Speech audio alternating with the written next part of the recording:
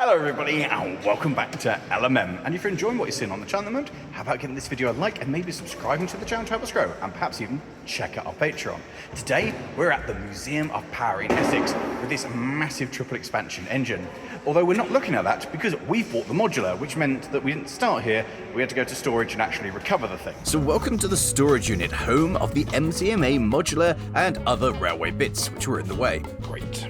Once I'd moved them out of the way, I could load up the trolley with the parts that make up the traverser and head towards the elevator to go downstairs to the awaiting vehicle, and then return to recover mine and the Cohese module, and then once again head back to the elevator and then go in on the wrong side so I can't get to the button. We were the first exhibitors in at the Museum of Power some 3 hours before the show opened to start assembling the modular in a brand new configuration that had never been seen before, which is part of the joy of having a modular, is we can build it in bigger or smaller versions depending on the show. And after 3 hours of panic, we had the modular assembled, locomotives and stock on it, and we could begin testing. Running left from right from the traverser was the corner module and then Lozz's museum, complete with demonstration line for parallel running and a station where trains could pause if the other operator wasn't ready, and the museum building itself. This connected up to Nick's Wisbeach and Upwell inspired passing loop, and this is where operators would swap trains.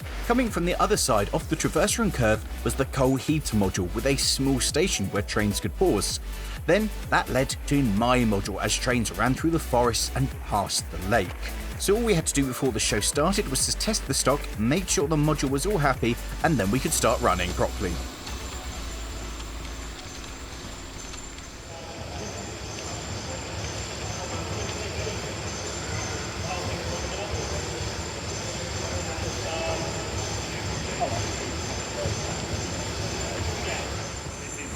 About half of it.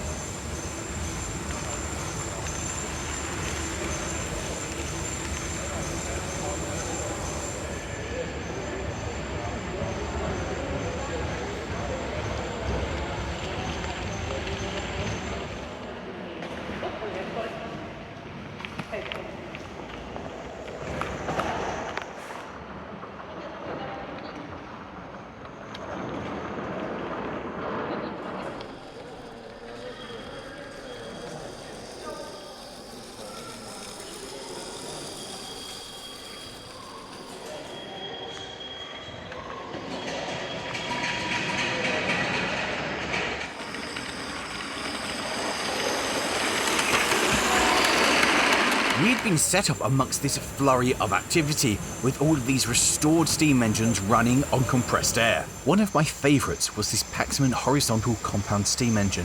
I find the motion of this almost hypnotic, and I could just watch it for hours on end. It's just moving art. It's beautiful.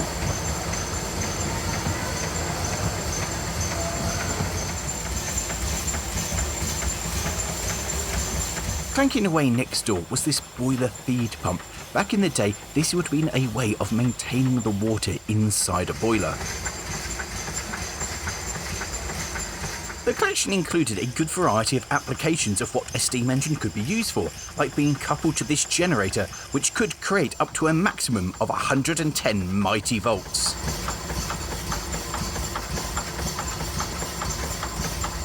Also running was an example of the well-known weir pump, another way of pumping water back into a boiler to maintain the water level.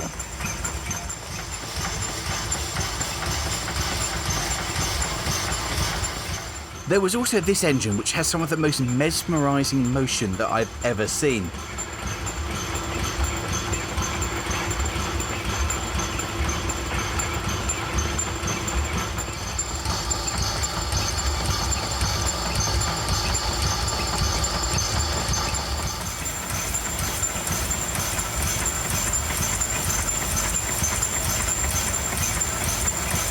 Another engine with mesmerising motion was this. It's just an absolute symphony of moving parts which almost collide with each other and then move out of the ways. I absolutely adore this and wish I knew more about it.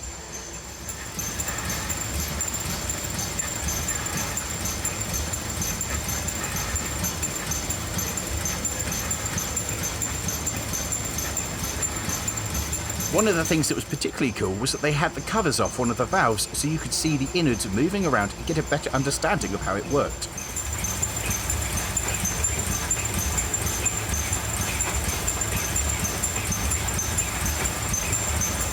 Back on the Modular, things were running well, with the regular schools class St Lawrence out on the Modular. As I'm Lawrence and Lozz is Lawrence, this is an appropriate engine that always comes to shows.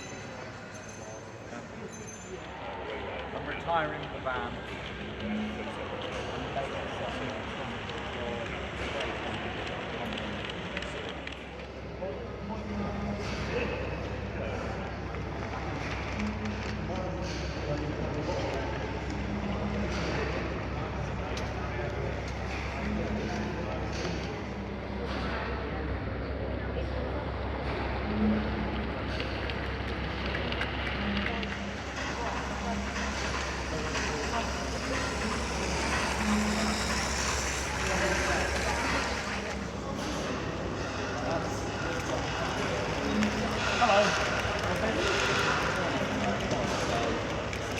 We weren't the only model railway in attendance though, with this 16mm layout being set up running a variety of live steam engines.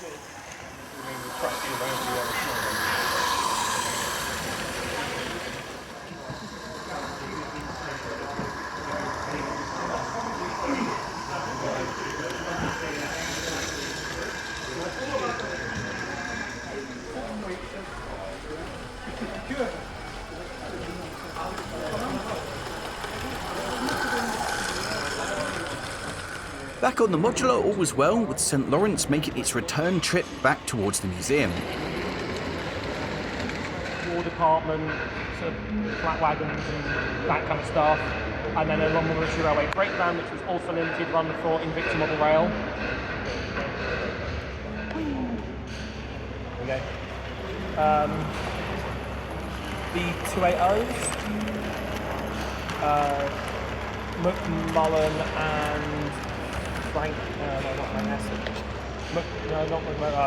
The two 280s, austerities. Outside, the 16mm guys weren't the only ones doing live steam, with the resident 7¼ gauge K1 Garrett running trains on the museum's railway.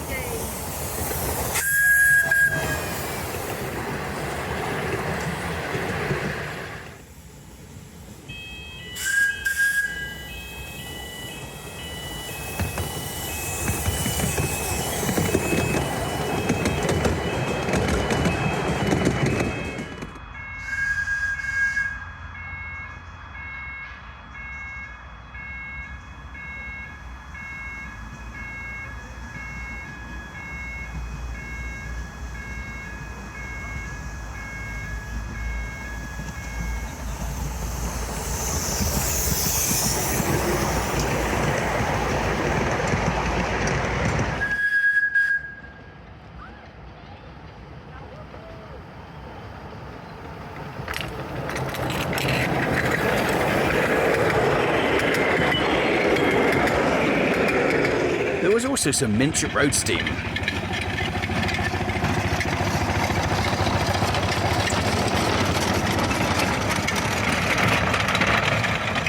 And there was also this rather impressive collection of model boats. Positioned on the walk around the museum were a number of steam engines to look at, making the garden a bit more interesting. And then I found something I really liked. I'll be honest, out of everything I've seen so far today, that's my favourite. That's the thing I'd like to take home. That's a good little size of road roller. I like an evening. In my absence, Nick had usurped control and established that we were now a diesel heritage railway. On the other hand, he was running mostly Rustons.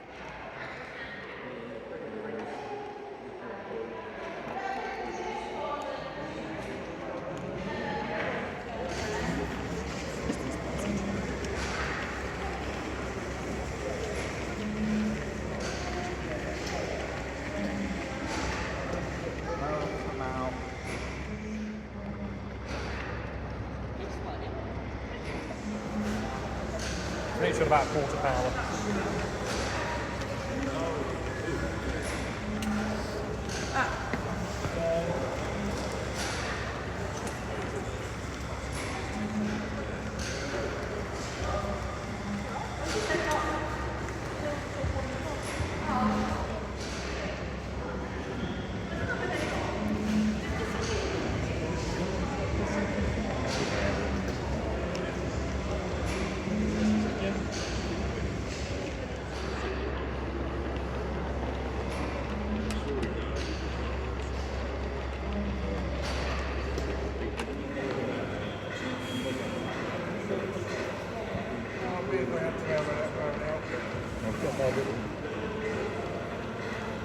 And it wasn't just our layout that was running diesels. Next door, they had a number of engines fired up and running away, like this Davy Paxman built locally in Colchester.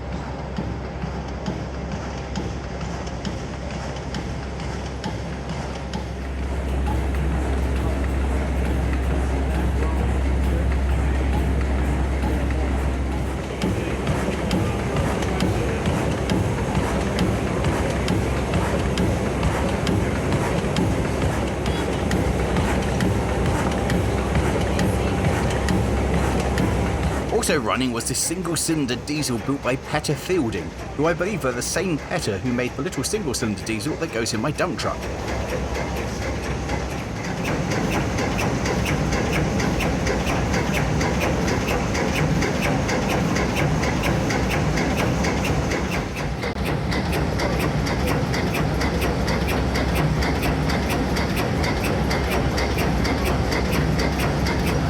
Returning to the Modular, I did my best to vanquish the diesels and return it to a steam-hauled heritage railway.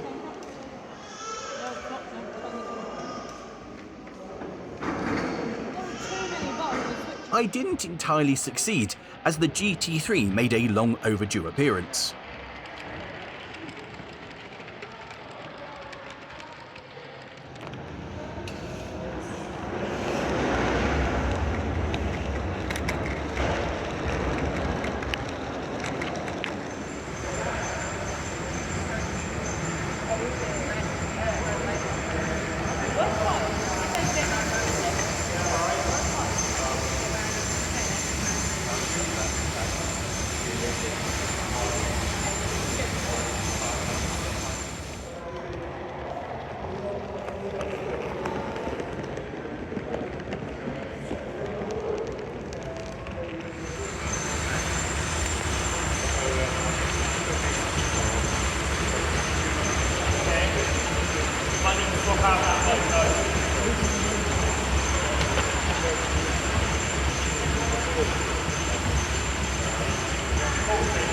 And I wasn't the only one who wanted to get the steam engines running again, because it was now time for the museum to fire up the massive triple expansion engine named Marshall, although only on compressed air.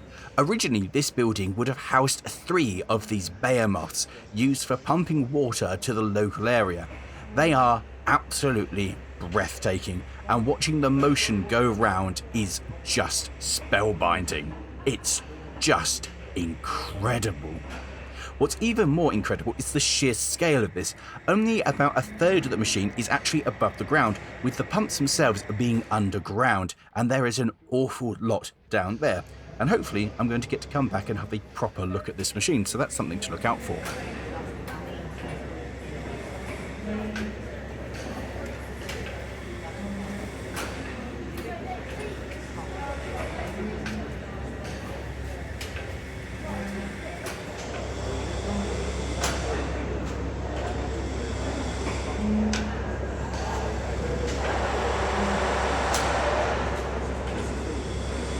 My absolute favourite thing about the machine though was this, a revolution counter, slowly clicking up every time the flywheel goes round connected to the mechanism. I just think that's wonderful, and it's gone round a lot. We were now entering the last hour of the show, and that meant that there was some strange choices of locomotives in stock being put out across the Modular.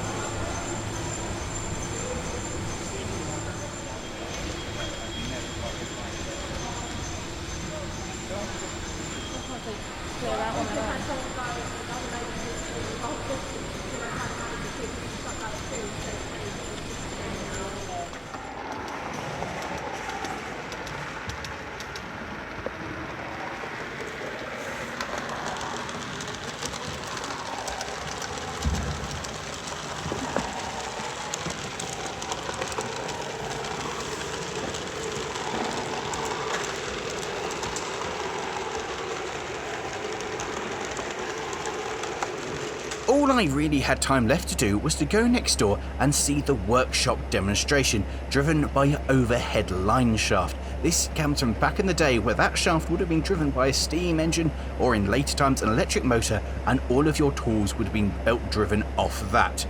It looks incredible. There's such a flurry of movement, all these things moving, spinning and going round. And this of course is how workshops used to be powered.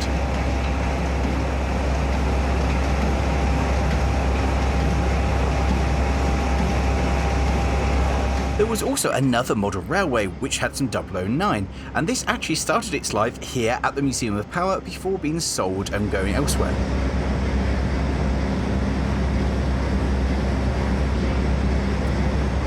By the time I returned, the show was over and disassembly had begun. I don't like that every time I bolt and unbolt, I get stalled. I don't know if I'm holding this. I'm You're now, structural. I'm now integral to the layout. It's a structural fish. And whilst Nick continued to disassemble, Lozz was trying something new.